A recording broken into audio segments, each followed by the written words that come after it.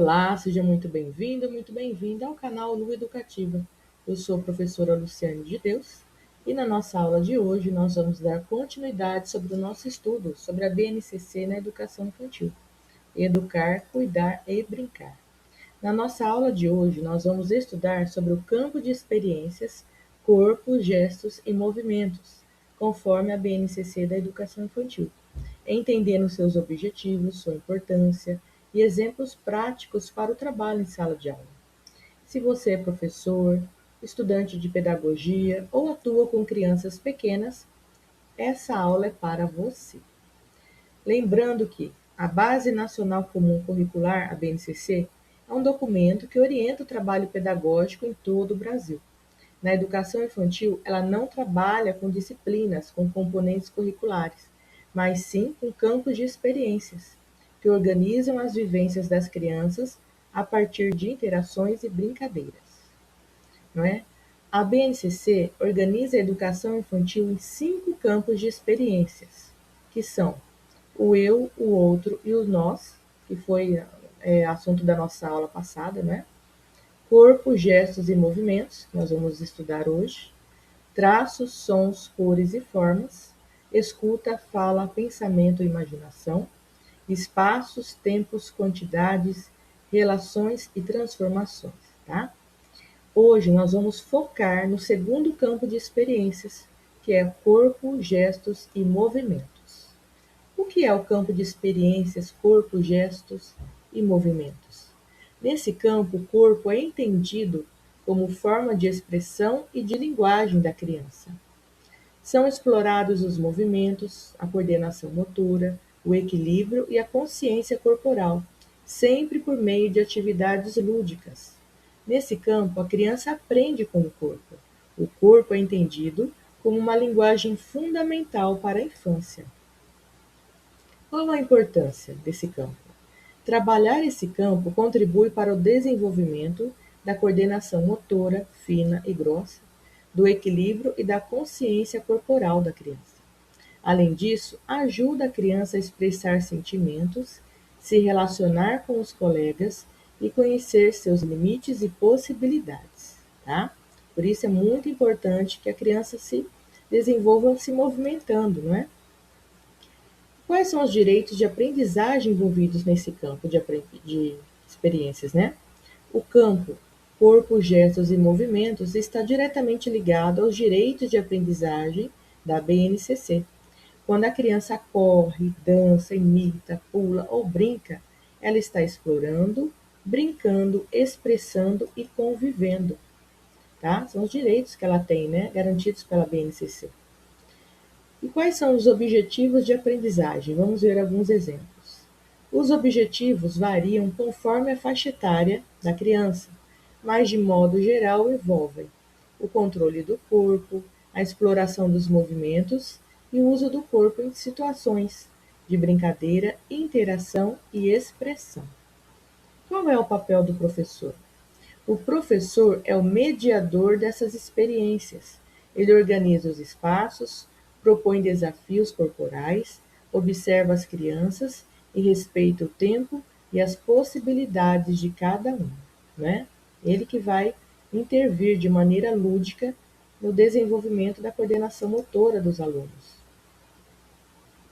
Qual a importância de se trabalhar com o campo de experiências, corpo, gestos e movimentos?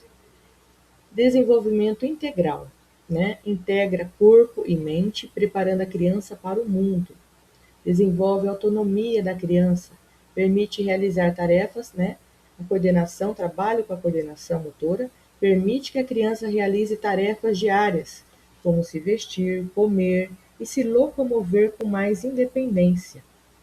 Favorece a cognição, fortalece cognições, as conexões neurológicas essenciais para o raciocínio e a concentração.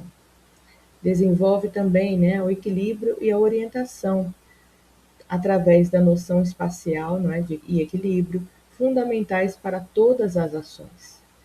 Trabalha com a autoestima, né, desenvolve o domínio corporal, o desenvolvimento do domínio corporal aumenta também a confiança da criança. Ela fica mais autoconfiante. E quais são os reflexos do trabalho que o professor da educação infantil, ao desenvolver a, né, a autonomia, trabalhar com a coordenação motora fina, grossa, o que isso vai refletir lá na frente no ensino fundamental desse aluno? Vamos ver agora. Favorece a escrita, olha só, coordenação fina, a precisão dos dedos, o trabalho com a pinça, né? Ajuda na pega dos lápis, desenho e caligrafia, evitando letras ilegíveis ou esforço excessivo, não é? Trabalha também com a leitura e escrita, coordenação olho-mão, labirintos e atividades de recorte e colagem preparam para o aluno para seguir linhas e focar no texto. A participação em atividades, né, de coordenação ampla, como pular, correr, jogar bola, dançar, né, coordenação grossa, motora grossa, desenvolve a participação em aulas de educação física e brincadeiras, melhorando o relacionamento social. O trabalho com a organização e foco ajuda as crianças, né? Crianças com boa coordenação conseguem organizar melhor o material e manter o foco nas tarefas, pois o controle motor auxilia no planejamento de ações. Viu como é importante que a criança trabalhe, né, a coordenação motora fina e grossa? Tudo isso vai refletir no futuro dela, no seu desenvolvimento. Quando ela né, for participar do ensino fundamental, quando ela sair da educação infantil, tá bom? Previne também, prevenção de dificuldades. A falta de coordenação motora pode gerar frustração e ser confundida com dificuldades cognitivas, impactando o rendimento escolar e a interação social.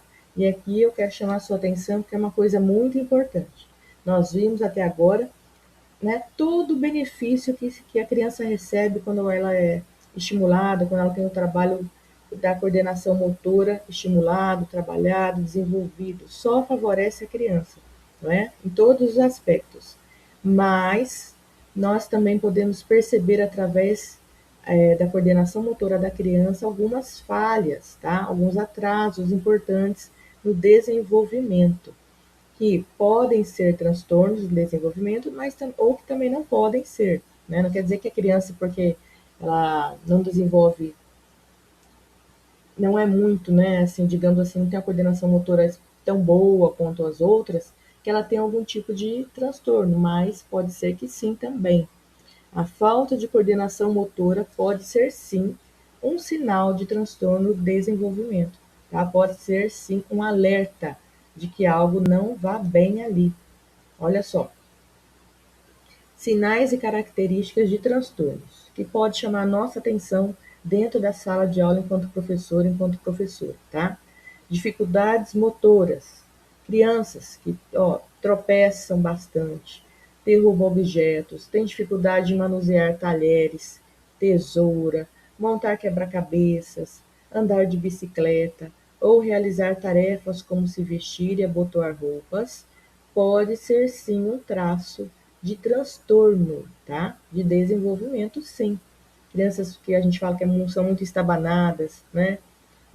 Tudo derruba, tudo tropeça, não consegue vestir a própria roupa, calçar o próprio sapato, vai montar um quebra-cabeça no caderno, na folha, ela não tem noção do espaço, tá? Tudo isso chama a atenção do professor, sim, nós precisamos ficar atentos a isso, tá? Atrasos no desenvolvimento, atrasos em marcos motores, como sentar, engatinhar e andar. Professores que trabalham com crianças pequenas de creche, por exemplo, né? Você viu que a criança está demorando muito para sentar, que a criança tem dificuldade para engatinhar, tá demorando demais para andar. São atitudes da criança que chamam a nossa atenção, tá? Crianças, por exemplo, que logo levanta, assim, levanta e já nem na gatinha, já vai andando de uma vez, tá? Pode ser transtorno ou não, tá? Porque é muito importante a criança passar por todas as fases. Ela sentar primeiro, engatinhar depois, andar depois, correr depois. Tudo tem uma fase certa e esperada, não é assim? No desenvolvimento humano. Mas quando a criança deixa de fazer uma dessas fases, tá? É necessário que o professor fique mais atento a isso, a família também, tá? Ficar com uma pulguinha atrás da orelha. Impactos nas atividades diárias, olha lá, prejuízo nas atividades escolares, escrita, educação física, no lazer.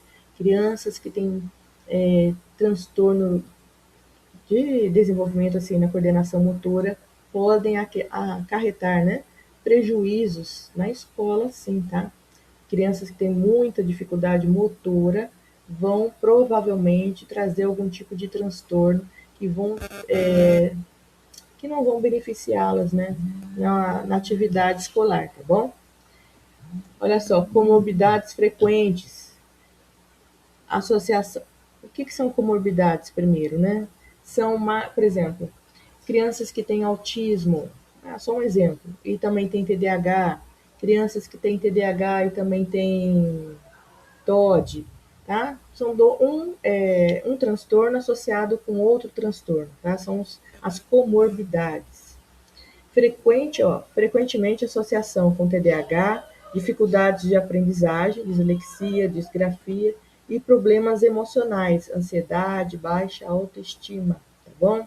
Quando você vê uma criança que tem TDAH, que ela tem dislexia ou disgrafia, ela pode ter atraso no desenvolvimento motor, tá?